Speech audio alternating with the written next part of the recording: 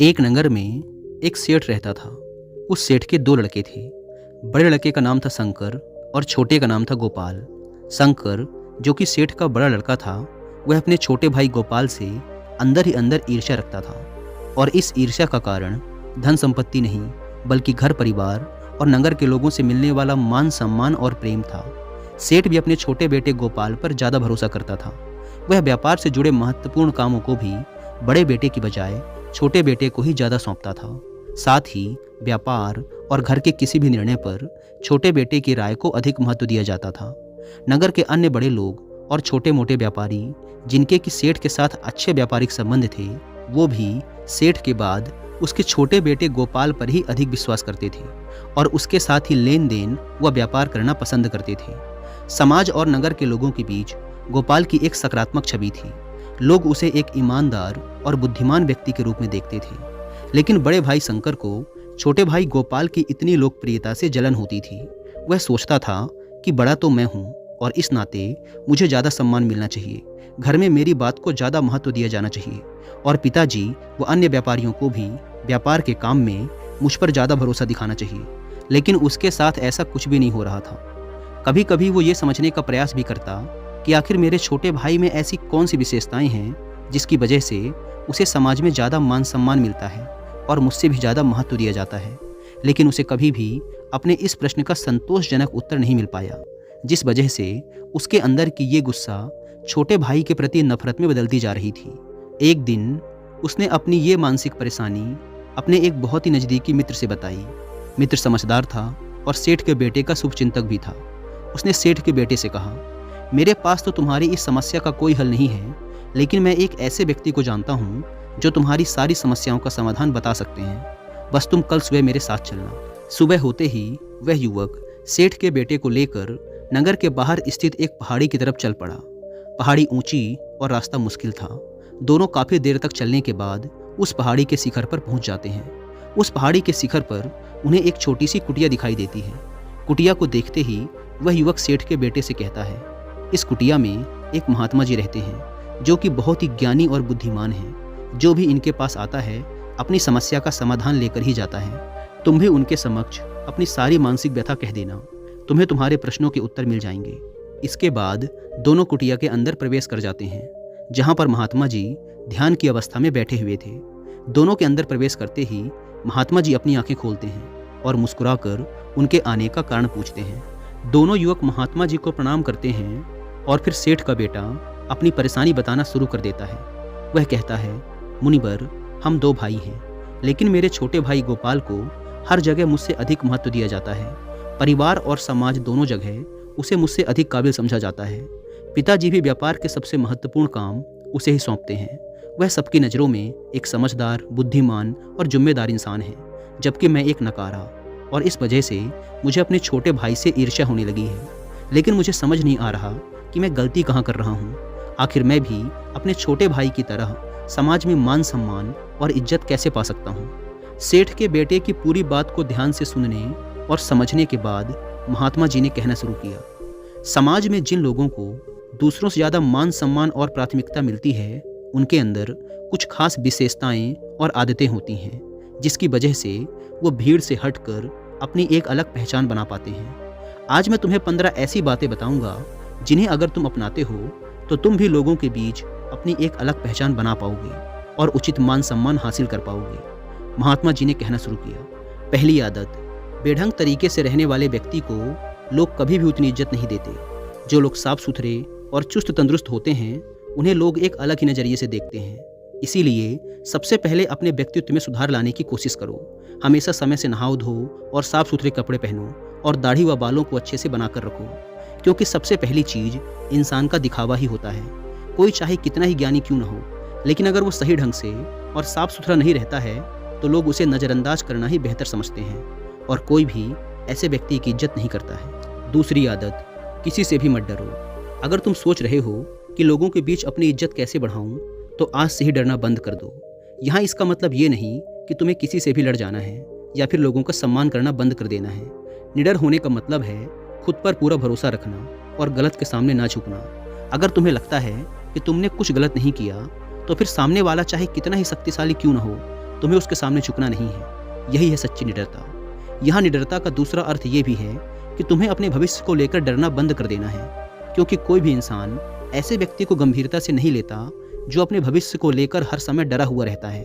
भविष्य के लिए योजना बनाना और उस पर चिंतन करना ठीक है, लेकिन हर समय भविष्य की चिंता करके डरा हुआ रहना व्यक्ति को मानसिक रूप से कमज़ोर बनाता है, और मानसिक रूप से कमज़ोर व्यक्ति की इज्जत कोई नहीं करता। इसीलिए तुम्हें भी निडर बनना है और समाज को यह दिखाना है कि तुम्हारे अंदर किसी भी चीज़ को लेकर कोई खौफ नहीं है और तुम सत्य और न्याय के लिए हमेशा सच बोलने के लिए तैयार हो। खुद को मजबूत दिखाओगे तो अपने आप को ज़्यादा सम्मान दिलवा पाओगे। निडर लोगों का लोग खुद सम्मान करते हैं। तीसरी आदत, हर समय उपलब्ध रहना छोड़ दो। तुमने एक बात तो जरूर सुनी होगी कि किसी भी जगह पर बार बार जाने से या किसी के लिए भी तुरंत हाजिर हो जाने से आदमी अपनी इज्जत खुद कम कर लेता है। ऐसी स्थिति में लोगों की नज़रों में हमारा महत्व कम हो जाता है और वो ये सोचने लगते हैं कि अरे उसे तो कभी भी बुला लो, या फिर उसे बुलाने की ज़रूरत नहीं है, वो तो अपने आप ही आ जाएगा। मतलब कि ऐसी स्थिति में कोई भी व्यक्ति हमें गंभीरता से नहीं लेता। आज के समय में लोगों को थोड़ा सा इंतजार कराना बनता है, तभी वो हमारा सम्मान करते हैं। चौथी आदत, अपने जबान के पक्के बनो। समाज में बहुत ही कम लोग ऐसे होते हैं जो अपनी दी हुई जबान पर खरे उतरते हैं। अगर तुम सोच रहे हो कि समाज में अपनी इज्जत कैसे बढ़ाऊं, तो खुद को ऐसा बनाओ कि लोग तुम पर तुरंत विश्वास करने को तैयार हो जाएं। कहने का अर्थ ये है कि अपनी दी हुई जबान को हमेशा पूरा करो। अगर तुमने एक बार लोगों के सामने कुछ करने का वादा कर लिया तो समझो कर लिया, अब तुम्हें वह काम पूरा करना ही है। ऐसे व्यक्ति को लोग बहुत ज़्यादा सम्मान देते हैं और उसकी इज्जत भी करते हैं, तो ऐसा बनने का प्रयास करो। पांचवी आदत, सामाजिक कार्यों में बढ़ चढ़कर हिस्सा लो। गांव या नगर के सभी लोग हमें कब पहचानते हैं? जब हम सामाजिक कार्यों में हिस्सा लेते हैं और वहां अपने काम के दम पर अपनी उपस्थिति दर्ज करवाते हैं। समाज में अपना सम्मानजनक स्थान बनाने के लिए ऐसा करना बहुत ज़रूरी है।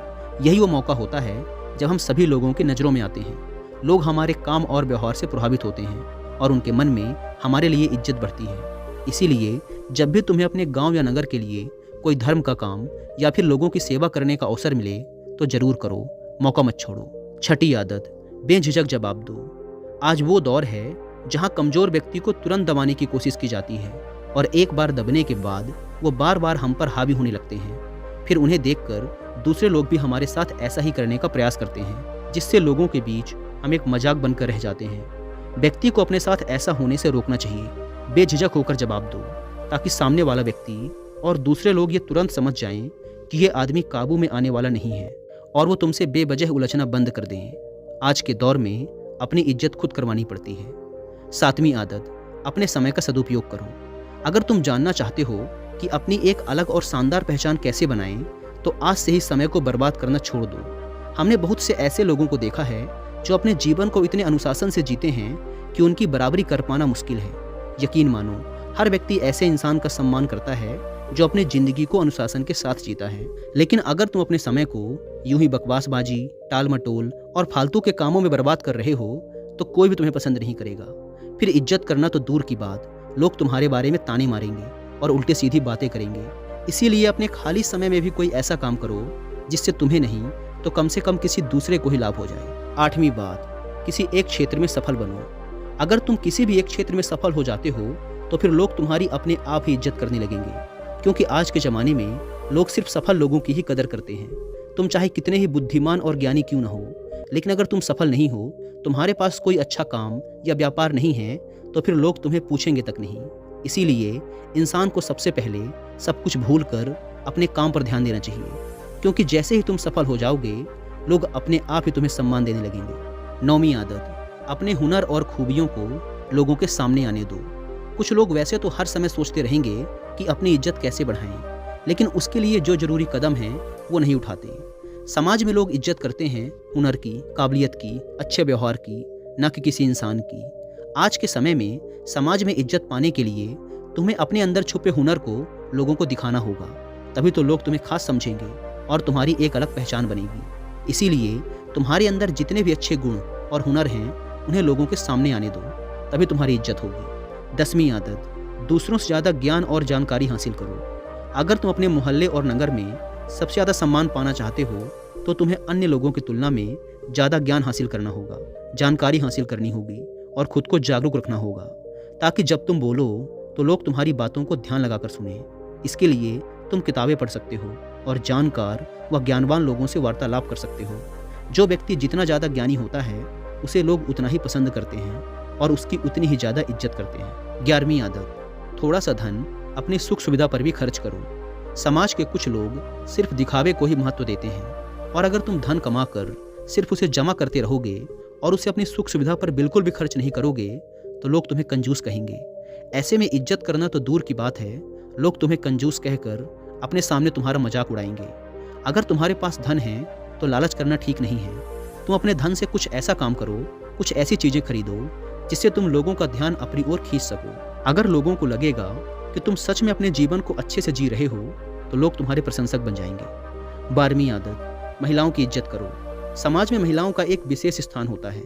अगर तुम जानना चाहते हो कि समाज में अपनी एक सकारात्मक छवि कैसे बनाएं तो महिलाओं का सम्मान करना सीख लो। याद रखो, महिलाओं द्वारा किया गया प्रचार बहुत ही जल्द आसपास के क्षेत्र में फैल जाता है। अगर तुम सभी महिलाओं की इज्जत करोगे तो तुम्हारे क्षेत्र में बात फैलेगी कि तुम असल में एक सम्मानित और अच्छे व्यक्ति हो। लेकिन इसके विपरीत अगर तुम महिलाओं की नज़र में गिर गए तो फिर समाज में अपनी इज्जत बढ़ाने के बारे में सोचना भी मत, क्योंकि फिर यह काम लगभग असंभव हो जाएगा। 13वीं आदत, अपनी कमजोरी किसी को मत बताओ। एक मजबूत इंसान वह होता है जो अपने दुख को खुद अकेला लेकर चलता है लेकिन खुशियों को सबके साथ बांटता है। ऐसा इंसान वास्तव में सम्मान का हकदार होता है, क्योंकि यह एक खास गुण है जो हर व्यक्ति में नहीं होता। आजकल लोग दूसरे व्यक्ति की कमजोरी पकड़ने के ताक में लगे रहते हैं ताकि उन्हें घेरा जा सके और लोगों के बीच उनकी खिल्ली उड़ाई जा सके। तुम्हें ध्यान रखना है कि अपनी कमजोरी और गुप्त बातों को सिर्फ खुद तक ही सीमित रखो, अन्यथा लोग तुम्हारी उसी कमजोरी को निशाना बनाएंगे। 14वीं बात, कुछ अलग करके दिखाओ। खुद की इज्जत बढ़ाने के तरीके तो कई हैं, लेकिन ये वाला ऐसा तरीका है जो एक झटके में तुम्हारी पहचान को 4 चांद लगा सकता है। साधारण जीवन तो सभी जीते हैं और ज़्यादातर लोग तो सिर्फ खुद के लिए ही जीते हैं। तुम अपने जीवन में कोई ऐसा काम कर दो जिसे सब याद रखें और लोगों के बीच तुम्हारी साख बन जाए। तुम किसी भी क्षेत्र में अपने गांव या नगर का नाम रोशन करो, या फिर कोई धर्म का ऐसा काम करो जिससे गरीब लोगों को लंबे समय तक फायदा मिले। 15वीं आदत, सबके साथ प्यार से रहो। इज्जत उसी व्यक्ति की होती है जो खुद दूसरों की इज्जत करता है। अगर तुम लोगों के साथ खराब व्यवहार करते हो, अपशब्द बोलते हो, लड़ाई झगड़ा करते हो तो समाज में तुम्हारी छवि खराब होगी और कोई भी तुम्हारा सम्मान नहीं करेगा। अच्छा व्यवहार एक बहुत बड़ी चीज़ होती है जो गरीब और अनपढ़ व्यक्ति को भी इज्जत दिलवा देती है। चाहे कोई छोटा हो या बड़ा, अमीर हो या गरीब, सबके साथ प्रेम से बात करो। उनके साथ जब भी समय बिताओ हंसते मुस्कुराते रहो। इस तरह से हर छोटा बड़ा व्यक्ति तुम्हारे व्यवहार से प्रभावित होकर तुम्हारी इज्जत करेगा। अगर तुम इन 15 बातों को अपने जीवन में उतारते हो तो निश्चित रूप से लोग तुम्हें पसंद करेंगे और तुम्हारी इज्जत भी करेंगे। और एक आखिरी बात कि तुम्हें अपने छोटे भाई गोपाल से ईर्ष्या करने की बजाय उससे सीखने का प्रयास करना चाहिए और ये जानने का प्रयास करना चाहिए कि उसके अंदर ऐसी कौन सी आदतें हैं जिस कारण लोग उसे इतना महत्व देते हैं और तुमसे भी अधिक जिम्मेदार समझते हैं। इतना कहकर महात्मा जी ने अपनी बात समाप्त की। सेठ के बेटे ने अपने छोटे भाई से ईर्ष्या वाली बात पर महात्मा जी से क्षमा मांगी और इन 15 आदतों को अपने जीवन में अपनाने का वचन देकर वहाँ से चला गया। दोस्तों, उम्मीद है कि आपको यह वीडियो पसंद आई होगी और वीडियो में यहाँ तक बने रहने के लिए आपका बहुत बहुत धन्यवाद।